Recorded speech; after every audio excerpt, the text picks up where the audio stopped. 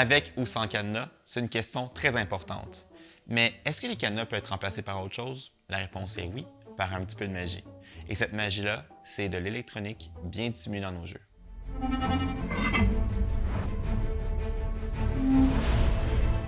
On utilise la technologie dans nos jeux pour plusieurs aspects différents. Ça nous permet de créer de la magie directement, de faire interagir les objets entre eux ou de faire interagir les clients avec des objets au lieu de les faire interagir avec des cadenas ou des clés. De plus, la technologie ne se résume pas simplement avec des cadenas, ça se résume sur plusieurs aspects. On peut avoir la lumière qui change l'ambiance, des odeurs, des effets spéciaux. Donc, on a vraiment un panoplie d'éléments qui peuvent surprendre le joueur, mais qui peut aussi augmenter la qualité de jeu. Ce sont des avantages qui sont très importants pour une compagnie de jeux d'évasion parce que ça fait cette petite touche additionnelle qui fait vivre aux clients des expériences vraiment sympathiques. Dans les jeux, on doit intégrer cette technologie-là de plusieurs façons. Soit qu'on doit passer des tonnes de fils. Quand on parle de fils, imaginez dans notre jeu Mission Impossible, c'est plus de 4000 pieds de fils qui ont été passés. Donc, c'est vraiment des très grandes quantités de fils et le tout est dans le but de vraiment faire fonctionner plusieurs éléments à gauche et à droite. Donc, on doit penser à tous ces éléments-là dès le début de la conception pour s'assurer que tout fonctionne bien, mais surtout que tout soit bien intégré. Ce serait dommage de voir un jeu terminé et de voir des fils qui traversent la pièce directement. La technologie dans nos jeux, c'est sûr que c'est le fun à avoir. Par contre, c'est pas quelque chose qui est très facile ou à portée de tout le monde à mettre sur place. C'est sûr qu'il y a des choses qu'on peut faire très facilement avec des vidéos en ligne qui nous montrent comment faire, mais dans un cadre commercial comme nous, ça doit être bien fait, ça doit être dans les règles de l'art. On ne peut pas s'improviser ingénieur électrique, par exemple. On doit vraiment faire les choses correctement et on doit suivre des protocoles. C'est pourquoi on a engagé une personne directement dédiée à la technologie qui travaille dans ce domaine-là. Salut, mon nom c'est Kevin. Je suis propriétaire des Jeux d'évasion Codex.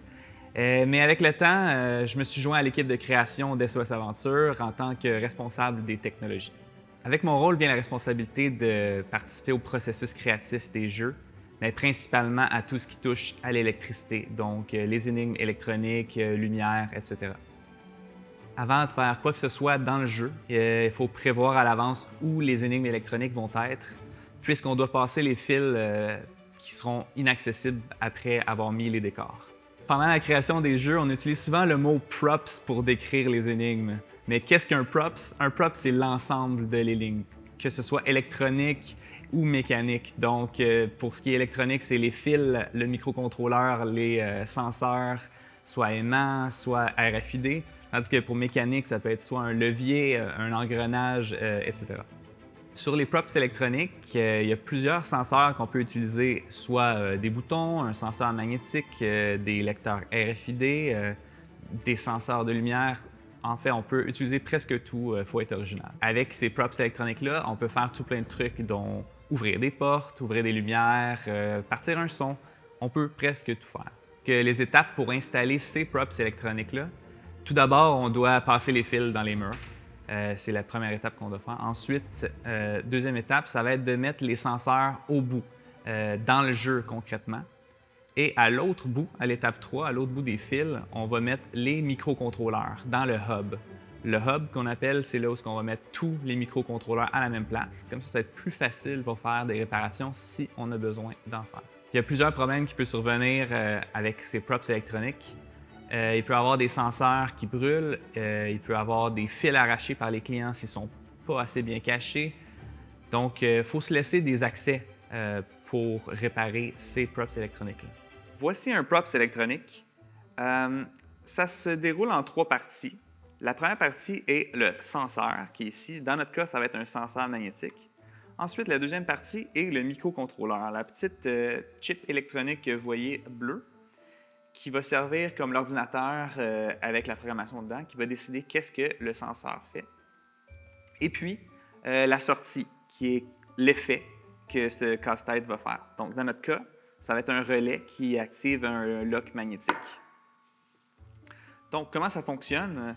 Le senseur ici va recevoir un signal, qui est dans notre cas l'aimant, qui, l'ordinateur, le microcontrôleur, va dire qu'est-ce qu'on fait avec. Dans notre cas, notre microcontrôleur va dire « J'active le relais » qui va couper le courant au lock magnétique. Donc, pour l'instant, il est barré, je ne peux rien faire avec. Lorsqu'on met l'aimant sur le senseur, ça se défait. Quand le jeu est créé et qu'il est prêt à être testé par les clients, je vais personnellement faire le tour du jeu. Donc, je vais tester chaque énigme, mais je vais aussi vérifier chaque props, vérifier s'il fonctionne comme il devrait le faire. C'est vraiment comme une espèce d'épisode test où je dois tester tout ce que le client testerait. Donc, j'essaie de faire des échanges avec d'autres items du jeu. J'essaie de tourner les items pour les essayer d'une autre façon, voir s'il n'y a pas des bypass possibles que le client pourrait faire et qui pourrait nuire à son expérience globale. Il faut aussi essayer de prévoir qu'est-ce qu'il pourrait faire qui pourrait endommager ces props électroniques-là. En somme, la technologie, ça nous permet de faire beaucoup de choses. C'est vraiment la magie qui nous permet de nous amener à un second niveau. Souvent, on va entendre parler des jeux d'évasion de seconde génération ou même de troisième génération. C'est vraiment en lien avec l'utilisation et l'implication de la technologie dans vos jeux. Pourquoi on utilise des props électroniques? Pour ajouter de la magie dans les jeux. Ajouter des effets spéciaux qui font dire « wow » quand une porte inattendue ouvre, quand une trappe secrète ouvre, quand les lumières ferment, quand que la fumée part. Ça rajoute vraiment un effet magnifique dans les jeux.